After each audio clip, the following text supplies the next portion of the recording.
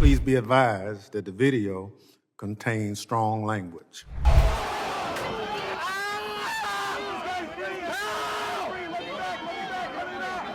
Officer Hodges, no matter how many times you've seen it, I cannot imagine how difficult it is for you to watch that footage of yourself in the tunnel.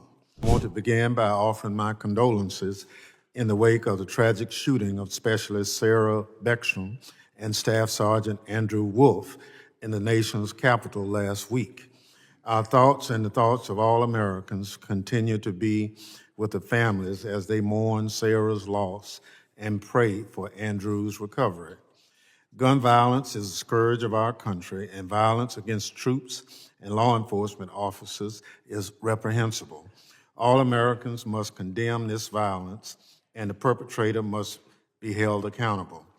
With that in mind, I appreciate Chairman Garbarino's holding today's hearing. Not only is this his first full committee hearing as chairman, but it's also the committee's first hearing in 4.5 months after the former chairman left Congress. Republicans shut down the government, and the Speaker sent the House home. It's past time for the committees to get back to work.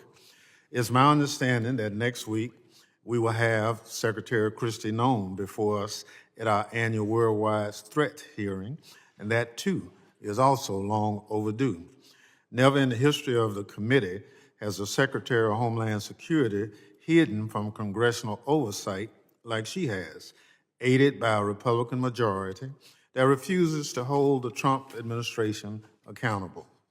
Secretary Noem has a lot to answer for, particularly about how she's using masked officers to terrorize communities, including American citizens, children, pregnant women, and seniors, putting law enforcement officers and the public at risk. We look forward to her appearance next week. As for today's hearing, I'm pleased that Republicans want to address violence against police officers, but quite frankly, I just can't get over their hypocrisy. Republicans have spent the last 5 years defending the armed mob that attacked police officers at the Capitol on January 6, 2021. They demanded pardons for the perpetrators and cheered when President Trump issued them. Republicans don't care that pardoning people who threaten and attack officers would encourage others to do the same. They did it anyway. Many Republicans voted to put this plaque, staff were displaying the poster, in the Capitol honoring the service and sacrifice of law enforcement on January 6th, but have since been silent on their leadership, still refusing to hang the plaque for fear of angering President Trump. Republicans care more about being in President Trump's good graces than they do about honoring officers who put their lives on the line to protect the Capitol on January 6th. Today, we're grateful to have one of those heroes, Officer Daniel Hodge, with us. His testimony to this committee and his prior testimony before the committee on January 6th attack, which I was honored to chair, is as insightful as it is powerful. Officer Hodges responded to the Capitol on January 6th, where he and his fellow officers were beaten, tased, and crushed by an armed mob that wanted to block the peaceful transfer of presidential power. I asked the clerk to play a video showing just a few moments of Officer Hodges and his fellow officers under attack at the Capitol on January 6th. Please be advised that the video contains strong language.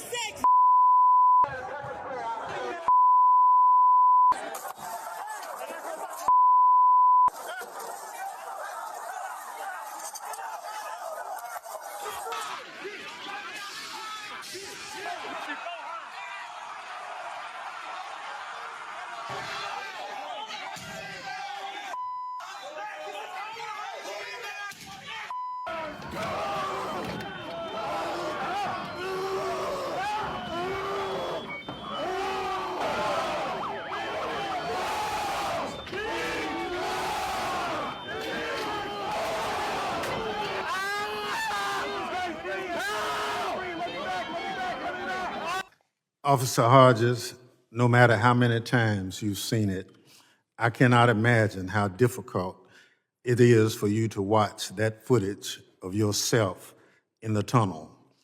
There are no words to adequately describe that awful day, and no way fully express our appreciation for what you and your fellow officers did to protect all of us who were gathered in the Capitol that day. I know the threats of violence against you and other officers did not end on January 6th, but continue to this day. I thank you for being here and commend your bravery in continuing to speak out. Unfortunately, when it comes to condemning threats and violence from the far right, the silence from our colleagues on the other side is deafening. Until Republicans are willing to acknowledge the problem on their side of the political spectrum and do something about it, their statements about protecting police officers are hypocritical. And unless they are willing to call out how the Trump administration's illegal enforcement tactics are endangering law enforcement and the public right now, their statements about protecting police officers are meaningless.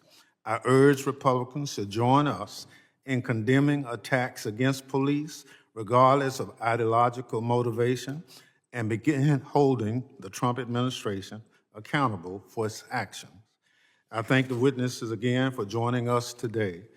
I yield back, Mr. Chairman.